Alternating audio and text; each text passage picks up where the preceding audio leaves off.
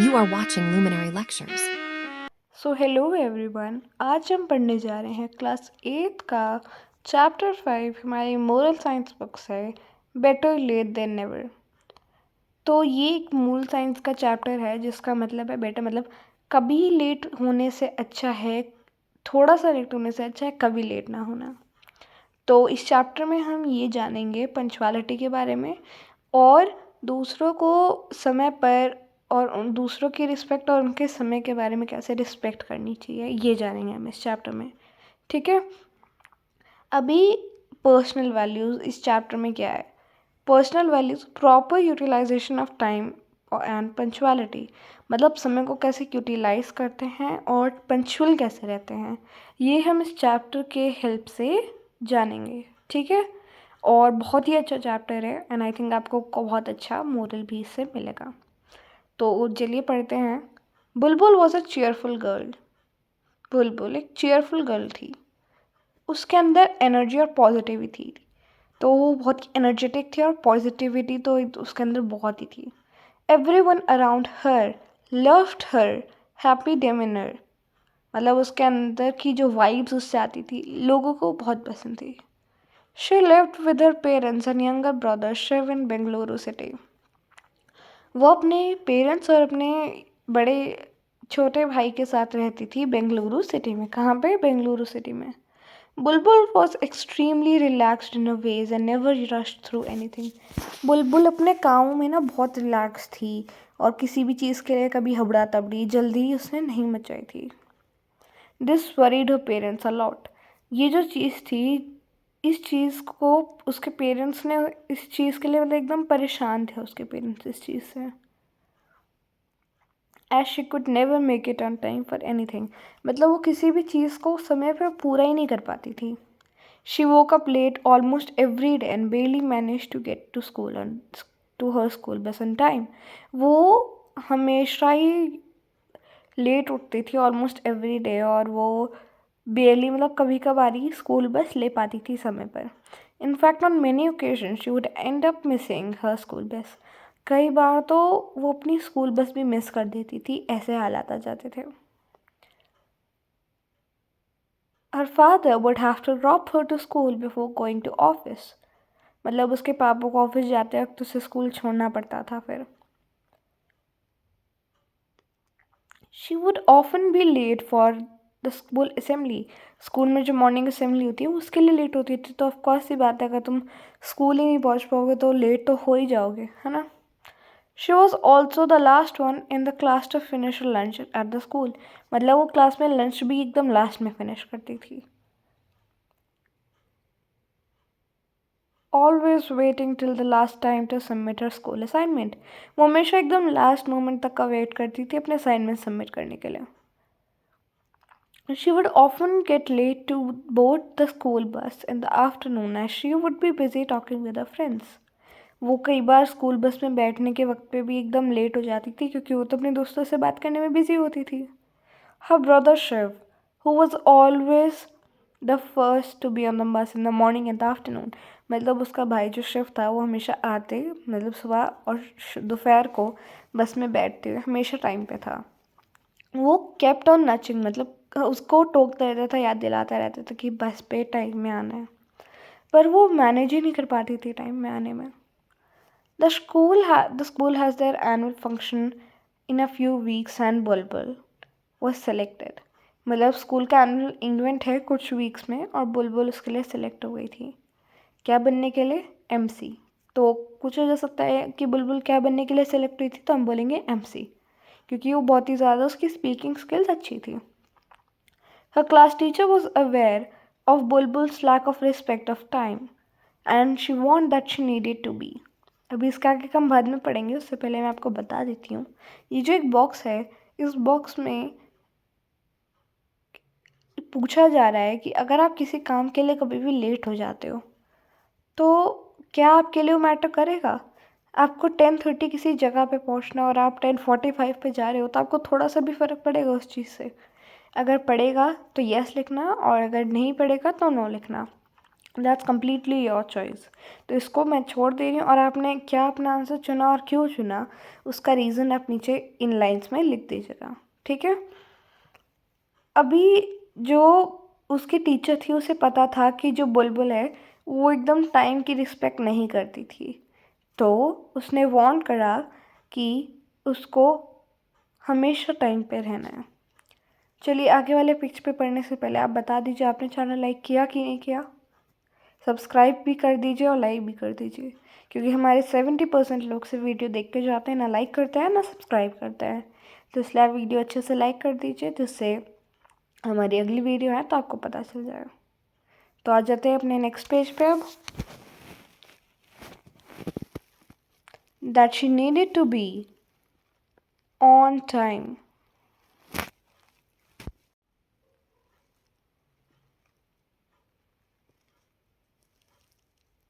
Bulbul committed to her teacher that she would be on time for the rehearsals. बुलबुल ने अपनी teacher से बोला कि वो अपनी रिहर्सल्स के लिए हमेशा टाइम पे आया करेगी, लेकिन हर दिन वो लेट हो जाती थी कुछ ना कुछ मिनट से। The teacher chided her and she would apologize and promise to be in the time and the next day। मतलब वो हमेशा जैसे लेट होती थी तो उसकी टीचर हमेशा डांटती थी, टोकती थी, तो अपनी टीचर से माफ़ी मांगती थी और बोलती थी कि अगली बार मैं टाइम पे आ जाऊँगी। She never thought that a few minutes delay was such a big thing।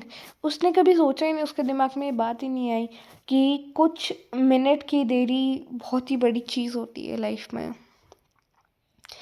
This pattern continued for few days till teacher decided to replace Bulbul with her best friend Carmen instead।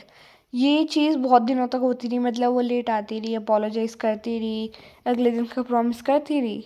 Teacher fed up हो गई थी तो उसने बोला कि अब मैं तुम्हें रिप्लेस कर रही हूँ, और उसने उसकी बेस्ट फ्रेंड कार्मेन को रख लिया। Bulbul was extremely sad at this new development and apologized to her teacher that she wouldn't be late again। बुलबुल बहुत ही ज़्यादा ना उदास थी इस डिसीजन से, और माफ़ी भी मांगी कि अभी फिर से लेट वेट नहीं होगी, लेकिन उसके टीचर